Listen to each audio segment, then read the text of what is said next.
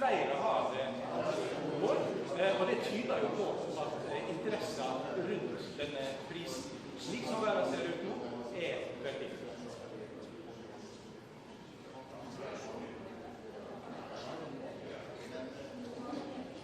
De like spente som oss andre. Det ingen i dette som vet hvem som får prisen. Og det ser en jo også på sammensetninger. Det spekulert i ulike kandidater fra ulike deler av verden. Og når en ser disse spekulasjonene, så gjør en sine vurderinger og sender da journalister. Så sånn sett så kan en si at mange kunne reise herifra med en uforrettet sak, men interessen veldig stor. Og det jo da veldig par minutter nå til denne døra går opp, og da kan en i seg med spekulasjoner.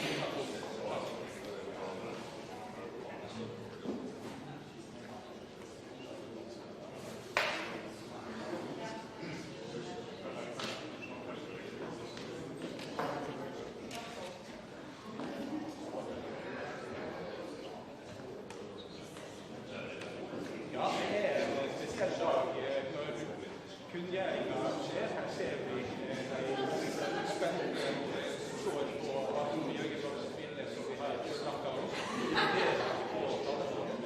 Den avslutningen bak døra her, Olav Løgstad, han har jo vært direktør i Nobelkommisjonen. Dette hans siste.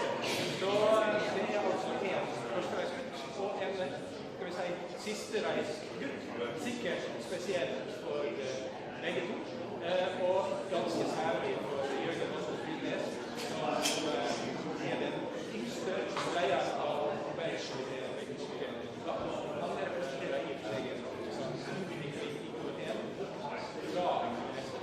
veldig profilerte norske politikere, og folk med litt annen type bakgrunn. Får vi se hva det har seg for prisen. Men nå går døra opp, så da får vi svaret på prisen for 2020. Good morning, everyone.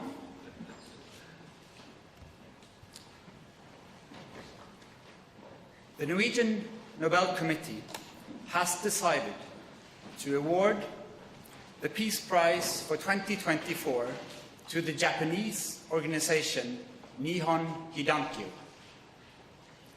This grassroots movement of atomic bomb survivors from Hiroshima and Nagasaki, also known as Hibakusha, is receiving the Peace Prize for its efforts to achieve a world free of nuclear weapons, and for demonstrating through witness testimony that nuclear weapons must never be used again.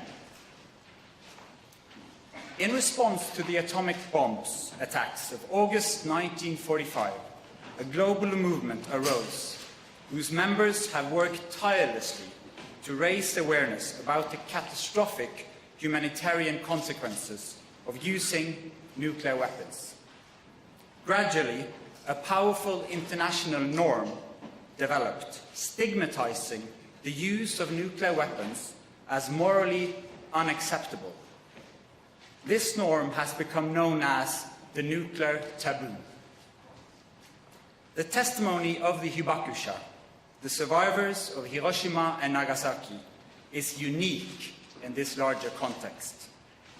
These historical witnesses have helped to generate and consolidate widespread opposition to nuclear weapons around the world by drawing on personal stories, creating educational campaigns based on their own experience, and issuing urgent warnings against the spread and use of nuclear weapons.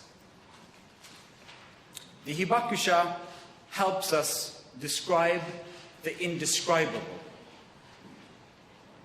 to think the unthinkable, and to grasp the incomprehensible pain and suffering caused by nuclear weapons. The Norwegian Nobel Committee wishes nevertheless to acknowledge one encouraging fact. No nuclear weapons have been used in war in nearly 80 years. The extraordinary efforts of Nihon Hidankyo and other representatives of the Hibakusha have contributed greatly to the establishment of the nuclear taboo. It is therefore alarming that today this taboo against the use of nuclear weapons is under pressure. The nuclear powers are modernizing and upgrading their arsenals. New countries appear to be preparing to acquire nuclear weapons, and threats are being made to use nuclear weapons as part of ongoing warfare. At this moment in human history, it is worth reminding ourselves what nuclear weapons are. The most destructive weapon the world has ever seen. Next year will mark 80 years since 2 American atomic bombs killed an estimated of 120,000 inhabitants of Hiroshima and Nagasaki. A comparable number died of burn and radiation injuries in the months and years that followed. Today's nuclear weapons have far greater destructive power. They can kill millions and would impact the climate catastrophically. A nuclear war could destroy our civilization. The fates of those who survived the infernos of Hiroshima and Nagasaki were long concealed and neglected. In 1956, local Hibakusha Association, along with victims of nuclear weapon tests in the Pacific, formed the Japan Confederation of A and H Bomb Sufferers Organization. This name was shortened to Nihon Hidankyo. It would become the largest and most influential Hibakusha organization in Japan. The core of Alfred Nobel's vision was the belief that committed individuals can make a difference. In awarding this year's Nobel Peace Prize to Nihon Hidankyo, the Norwegian Nobel Committee wishes to honor all survivors who, despite physical suffering and painful memories, have chosen to use their costly experience to cultivate hope and engagement for peace.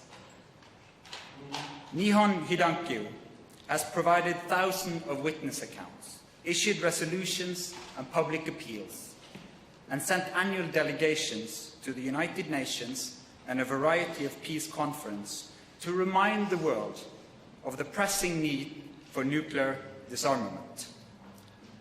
One day, the Hibakusha will no longer be among us as witnesses to history, but with a strong culture of remembrance and continued commitment, new generations in Japan are carrying forward the experience and the message of the witnesses.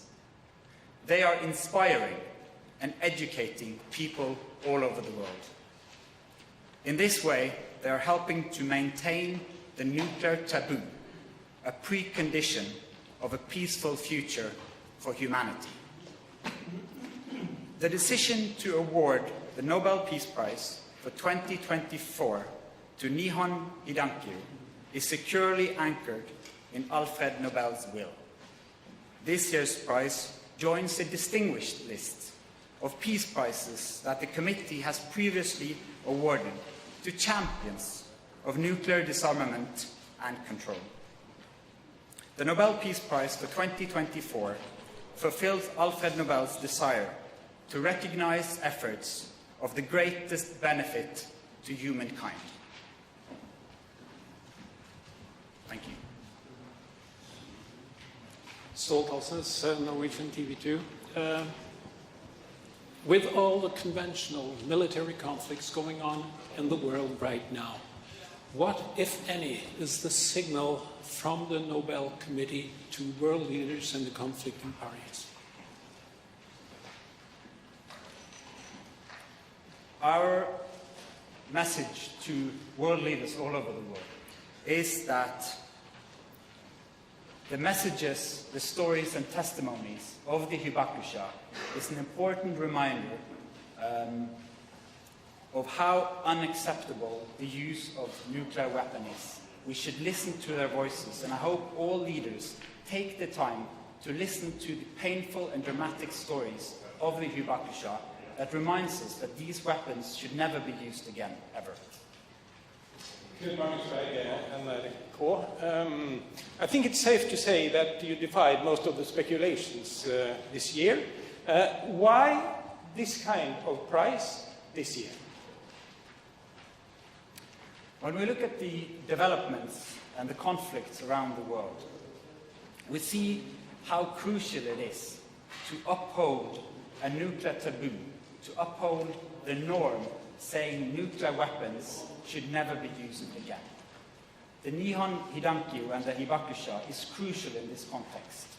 All states have a responsibility of non-use, and those stories are important in that matter. Have you been in contact with the winners this year, and what were their reactions? Unfortunately, we have not been able to contact this year's laureate yet, but we hope to do so very soon. You have yourself said that it's a special year because of the raging conflicts going on. In what way was this year special and more difficult? I think there's many, many people around the world that see the dark skies on the horizon, conflicts in many places. But with this prize, we also want to lift. We are a global community, and the threat of nuclear weapons could threaten us all. Ida Novik, NTB, has, and if so, how has the rhetoric around nuclear weapons lately, especially from Russia, impacted this year's decision? It is very clear that threats of using nuclear weapons are putting pressure on the important international norm, the taboo of using nuclear weapons. And therefore, it is alarming to see how threats of use is also damaging this norm. To uphold an international strong taboo against the use is crucial for all of humanity. Hello, Bohum Radajewski from the Polish television. I want to ask a question. Is that kind of prize actually a judgment from the Nobel Committee that the threat of nuclear weapons being actually used in an open conflict is now a real perspective to be considered? All words or deeds taken to reduce the nuclear taboo is dangerous for humanity. This year's prize is a prize that focuses on the necessity of upholding this nuclear taboo. And we have all a responsibility, particularly the nuclear powers. Thank you. I'm Makiko Yanada from the Japanese newspaper Yomiuri Shimbun. As you mentioned, now the 80 years has passed since the usage of the atomic bomb, and the number of survivors are decreasing greatly due to the passing of the time. So, what kind of effect, what kind of encouraging effect do you expect to encourage to deliver the messages by those survivors and also encourage the movement around the world? What kind of momentum do you expect from this year's decision? We and the Norwegian Nobel Committee see how new generations in Japan is also taking on the responsibilities to tell the stories from August 1945. And as I said in the speech, how new generations, together with the witnesses, are able to inspire and educate people all over the world is crucial to uphold this nuclear taboo against the use of nuclear weapons. No more questions? Then we end the press conference. Thank you so much.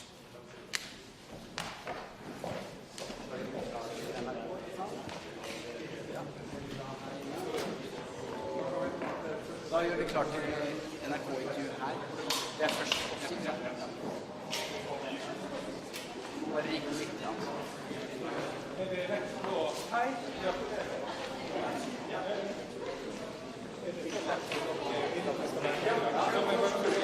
Så vi skal være riktig.